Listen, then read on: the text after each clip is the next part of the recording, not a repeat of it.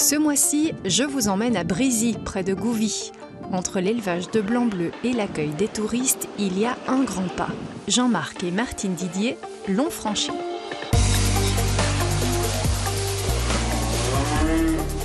Bonjour Jean-Marc. Bonjour Christelle. Alors on se trouve ici dans la nurserie, donc c'est l'endroit où vous mettez tous vos petits veaux. Oui, dès la naissance, ils viennent dans cette étable-ci, jusqu'à plus ou moins 5 à 6 mois. D'accord, ok. Et ça veut dire que vous les séparez de leur maman, quoi? Oui, j'ai toujours fait ça depuis le début que j'ai repris l'exploitation. C'est un système qui est un peu plus intensif, mais qui équivaut au système traditionnel. Vous, c'est que blanc-bleu? Que le blanc-bleu. Ouais, Vraiment... Mon père faisait déjà le blanc-bleu. On est dans une région qui est quand même portée fort sur le blanc-bleu et j'aime cette race. Et pourquoi vous l'aimez justement? Parce que c'est peut-être depuis que je suis petit, donc je l'ai toujours adoré. La génétique, les croisements, c'est un peu spécial. Oui, ça demande du boulot quand même. Hein. Ouais, le blanc-bleu demande peut-être un tout petit peu plus de soins, mais aujourd'hui on a fait tous les tests génétiques au niveau des taureaux et il y a beaucoup moins de pertes qu'avant et la race est en train d'évoluer dans le bon sens. Vous en avez combien là des veaux là ici? Ici on est plus ou moins à 90 veaux, il m'en reste encore une petite trentaine à avoir d'ici fin mai, puis c'est terminé. Gros travail, la période d'évélage, non? Oui, mais moi je l'étale un petit peu plus à partir du mois de septembre, donc ça va comme je suis tout seul pour les faire, donc c'est plus facile. Allez, vous faites que du blanc-bleu ou il y a d'autres choses? Non, je produis tous mes fourrages sont produits sur la ferme, le silo, le foin, le maïs, et alors les céréales, je garde uniquement la paille et je vends les graines. Puis c'est pas vraiment tout encore. Hein. Non, on a investi dans un gîte ici il y a 3 ans, et alors comme ça fonctionnait pas trop mal, on a investi dans un deuxième. Voilà, mais ça, on va voir avec votre épouse juste après, parce que la diversification, c'est vraiment une voie empruntée par de nombreux agriculteurs en Wallonie.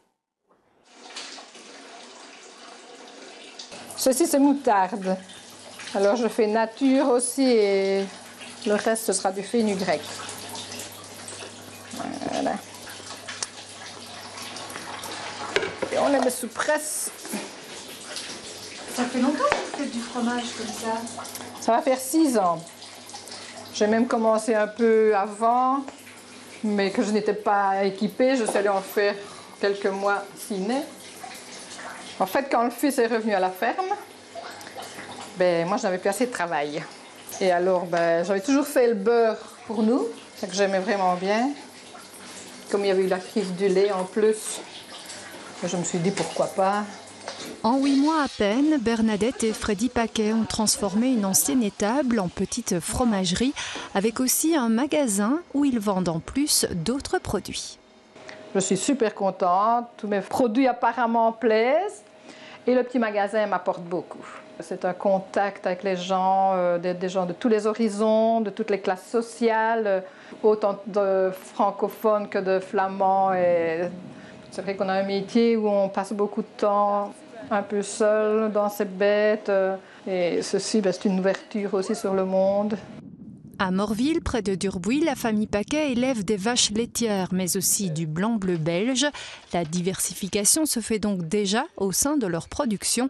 Et avant la transformation et la vente de leurs produits, ils avaient ouvert un gîte il y a 12 ans. Eh bien voilà, le gîte, avant d'être le gîte, c'était le bâtiment, c'était un vieux hangar, qu'on n'en faisait rien, une vache ou l'autre qui rentrait dedans, on rentrait une machine ici. C'était au milieu du village, c'était pas joli du tout. Et maintenant, comme on embellit tous les villages, eh bien, j'avais dit à Freddy, on en ferait bien un gîte. Sur les 12 500 fermes wallonnes, on compte 400 gîtes et 120 chambres d'hôtes tenues par des agriculteurs. Beaucoup sont encadrés par accueil champêtre. Au niveau touristique, la diversification a commencé il y a une bonne quarantaine d'années, 40 voire 50 ans, vraiment les pionniers. Donc ça fait déjà longtemps. Mais effectivement, avec les nombreuses crises agricoles, les agriculteurs ont dû se diversifier encore plus ces derniers temps. Outre l'accueil des touristes, la transformation des produits et la vente directe, la diversification se concrétise aussi en Wallonie par une 50aine de fermes pédagogiques et une dizaine de restaurants à la ferme.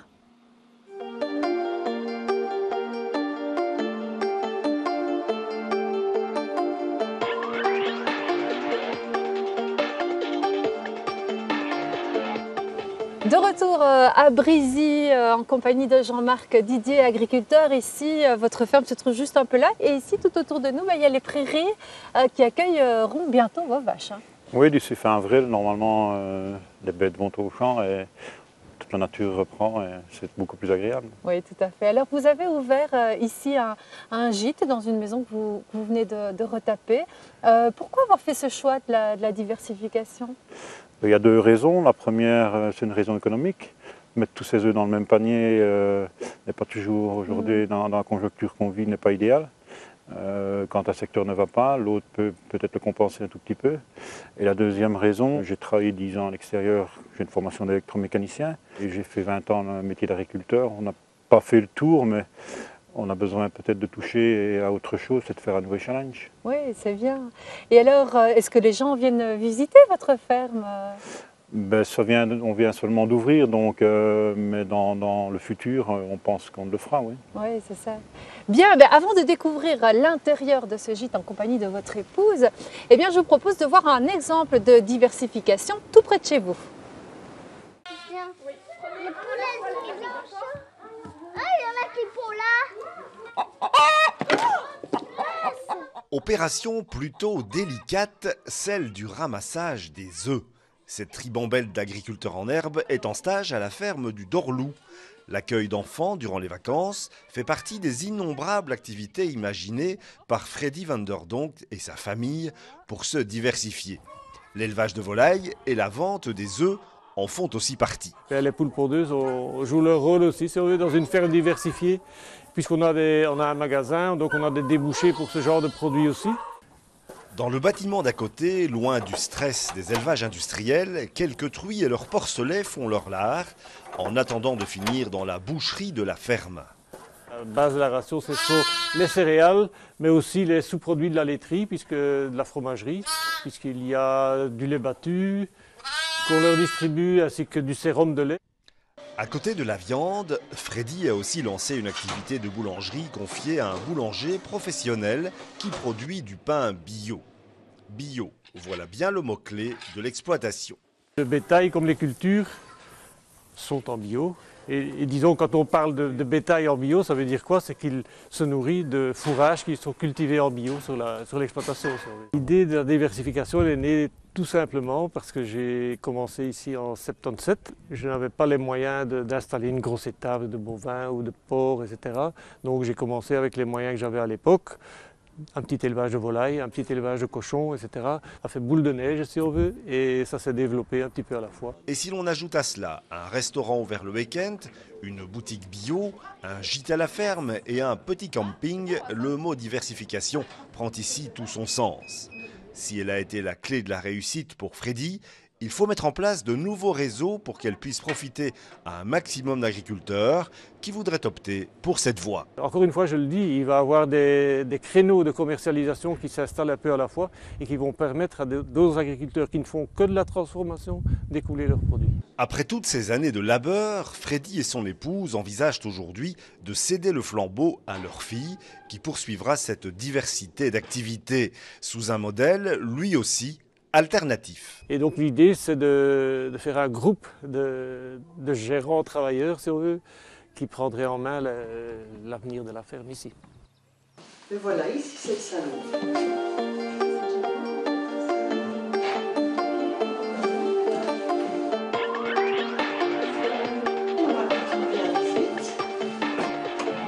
Mais voilà Christelle, nous arrivons ici dans la cuisine qui est tout à fait équipée, qui a vue directement sur le salon et la salle à manger.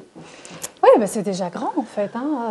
Oui, c'est une maison qui est prévue normalement pour accueillir 2 familles de plus ou moins 9 personnes. Que vous avez donc rénové avec votre mari. Oui, tout à fait. Oui. C'est bien ça, mais ça ne s'improvise quand même pas, c'est un autre métier ça, l'accueil des touristes. Ah oui, tout à fait, oui. De par mon métier, je suis infirmière à domicile. D'accord, vous ne travaillez pas à la ferme avec votre mari? Non, au départ, oui, maintenant les enfants sont plus grands, c'est moi qui m'occupe des papiers et tout ça, mais le matin, je fais tous les matins en général infirmière. D'accord. Oui. Et alors, les vacances et tout ça, on rencontre énormément de touristes, oui, et qu'on va soigner, bien entendu, dans des gîtes. Et c'est de là que m'est venue l'idée. Et alors, je me suis renseignée un petit peu avec eux, les questionnant et tout ça. Et ils sont ravis de venir dans notre belle région. C'est qui alors ces gens? En général, 9 sur 10 personnes, ce sont des néerlandophones. D'accord, donc vous parlez néerlandais? Non, au début non. Donc c'était encore un nouveau challenge. Donc je me suis inscrite au cours de promotion sociale de la région.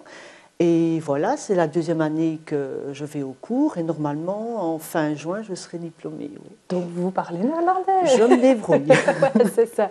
Mais c'est important quand même justement, de l'accueil. Oui, et les gens apprécient vraiment que vous les accueilliez dans leur langue, même s'il y a quelques fautes et tout ça. Et ça vous prend du temps? Oui, en général, il faut compter une 12aine d'heures par semaine. Il y a tout le nettoyage qui doit être nickel, tout l'entretien à l'extérieur. En été, c'est les pelouses et tout ça. Plus, il faut savoir accueillir les gens, donc il faut être présent.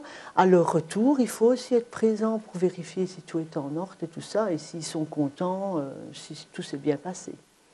Bien, merci Martine pour toutes ces explications. On va retrouver votre mari dans quelques instants. Parmi ces blancs bleus, on s'intéresse justement à la viande bovine, car bientôt en Wallonie, c'est la quinzaine du bœuf. Alors quand on parle de bœuf, que mange-t-on exactement? Petite leçon de vocabulaire avec Antoine. Bonjour à tous, aujourd'hui avec Pablo, on va vous montrer que quand vous croyez manger du bœuf, c'est plutôt rarement le cas.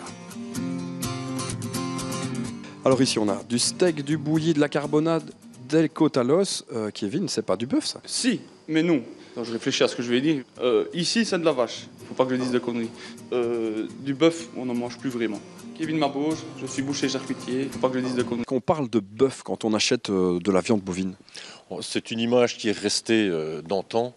Mais aujourd'hui, ça englobe en fait tout le bovin. À la base, le mot bœuf est employé pour désigner un bovin mâle domestiqué ayant subi une castration. Plus calme que les taureaux, les bœufs étaient aussi utilisés pour tracter des attelages avant d'être mangés. Manger. Avec amour sur l'assiette. Pour faire la viande ici, chez les Mabauge, à la boucherie à la ferme, on a choisi la vache. C'est meilleur que le bœuf en fait finalement. J'ai jamais mangé de bœuf. On peut pas dire. Je suis sûr que t'en as jamais mangé non plus. Me font les vaches font me font les vaches font me. Alors finalement, ça recouvre quoi le monde de la viande bovine? Le monde de la viande bovine, on va partir du veau, le veau de lait, très jeune, blanc, très tendre. On prendra de la jaunisse ensuite, où on va avoir de nouveau une viande qui est jeune, qui est tendre, nettement plus rosée. Et puis alors on en arrive à la vache qui est une viande rouge. On peut aller avec les bêtes? Ah oui. Ouais, vaut mieux peut-être pas, Pablo.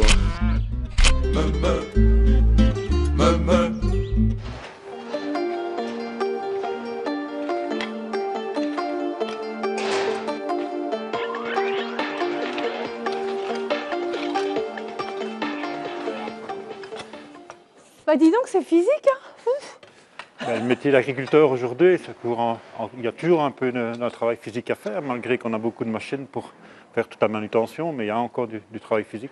Alors ici, on se trouve dans l'étable avec des vaches qui sont déjà un peu plus grosses. Ici, c'est toutes les bêtes adultes, donc qui ont au moins véné une fois et qui vont continuer encore une petite partie de la carrière ici, puis jusqu'à la réforme. Alors, elles vont partir à l'engraissement. Elles vont partir où comme Elles vont partir, moi je vends tout bête mec, donc elles vont soit sur la Flandre, la Wallonie, la France, peut-être la Hollande. Je ne sais pas la destination finale, je ne le sais jamais. Voilà, c'est bien. Merci beaucoup en tout cas pour votre accueil. Quant à nous, on se retrouve le mois prochain. On parlera du bio. On retourne travailler? Ok, on y va.